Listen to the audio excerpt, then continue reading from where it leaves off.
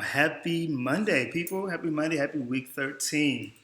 So this is going to be some just support in terms of while you are going through and finishing your adaptation analysis, how to annotate through the document your comma types.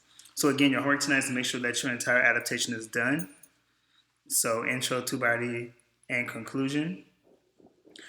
And with that, you want to go through and make sure that you're using 4 of the 5 pieces of text evidence, text evidence, 4 of the 5 comma types that we talked about today. And again, just kind of bringing this up, we're talking about these comma types here.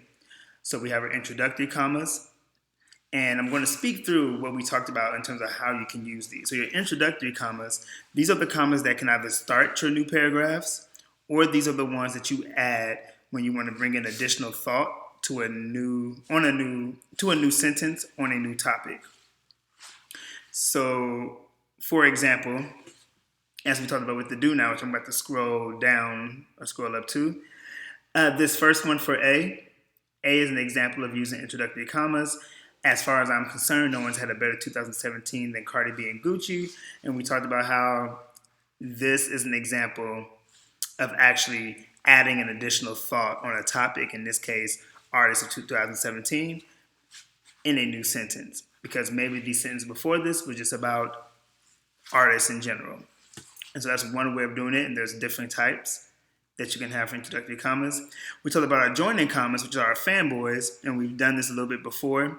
And so that's kind of like B, knowing that you have 2 sentences that are independent clauses. So that's an independent clause or a sentence that can have a period on the end. Here's another. Many students didn't see me already has the period. And what we said as a rule to remember is that when you're confused about where to put the comma always goes at the end of the first independent clause.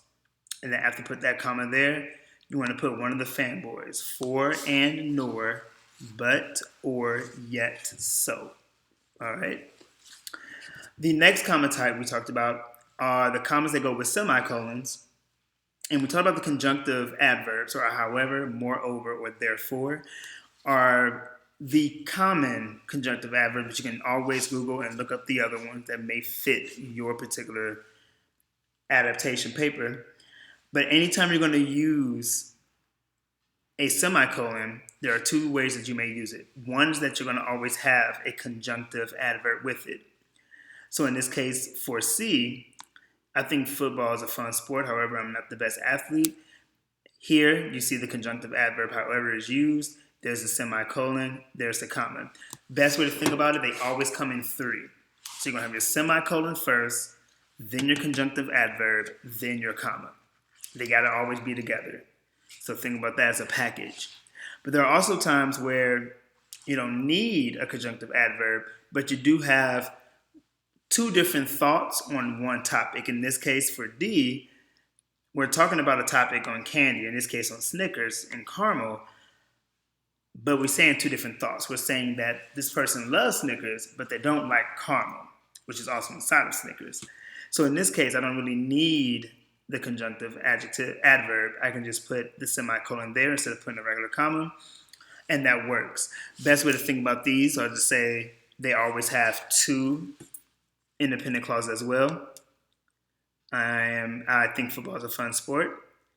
I am not the best athlete.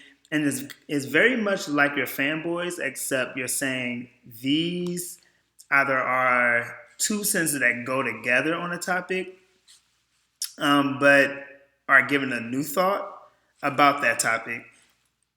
And they go together, but I don't want to give it a comma. I don't want to make it a run-on. I don't want to kind of make it sound weird. So in that case, you would use your semicolon with a comma.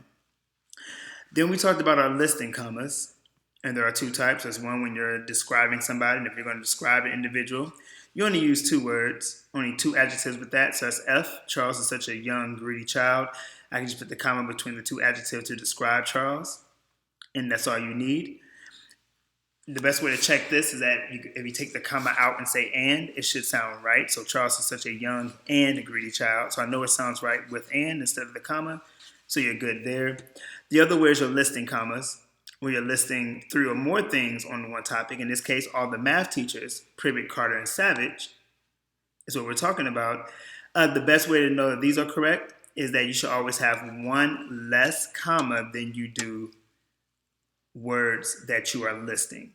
I have 3 names, Privet, Carter, Savage, but I only have 2 commas. So y'all should have one less comma. So just remember that rule. And then lastly, we have our interrupting commas, which is very simple. It's when you want to add in an additional bit of information on a subject. In this case, we're talking about who organized lunch clubs. Who organized lunch clubs? Well, I know Aiden did, but also that Christian did too. So I could say Aiden organized a lunch club, but I don't want to leave Christian out. So Aiden, comma, and Christian, comma, organized a lunch club. And the best way to think about these is if you take out what's in the parentheses, if you remove it from the sentence, it should still make sense. Aiden organized a lunch club. That is true. It is a complete thought that works. And I can just add in the and Christian in there. And most times they will always have an and something in there to make it easier. So your job is to go into your document and make sure that you use 4 of the 5 of these throughout. And you want to highlight them and then name exactly what you did. Okay, so for example, I'm using one from last year, actually from 2 years ago, I'm sorry. This individual, in their introduction, they have a loose adaptation of the film that alters the elements of the original text, but may keep a few elements the same. As I'm going through this, I notice that here is a joining comma. So I'm going to highlight this entire sentence here. I'm going to come up here where it says text color. I can either change the color or click highlight and highlight. You decide what you want to do. I'm going to go ahead and highlight this with the orange. So there it is highlighted. Then I'm going to click on the end of that sentence and I'm going to come up here where it says insert. I'm going to hit comment and then I'm actually going to write off to the side what was the comma type. In this case, I know this was a listing, not listing, a joining comma. So this is a joining comma. Comment, and then I'm good to go. And you want to do that for everyone. So I use a joining comma in here, go to my next paragraph, what have I used there? And then keep going. You want to use again at least 4 of the 5. Push yourself to use 4 of the 5. And that's pretty much it. So hopefully this helps you out to make sure this is done correctly. So tomorrow, let's make sure we have a better completion rate than we had today. Enjoy the rest of your Monday evening.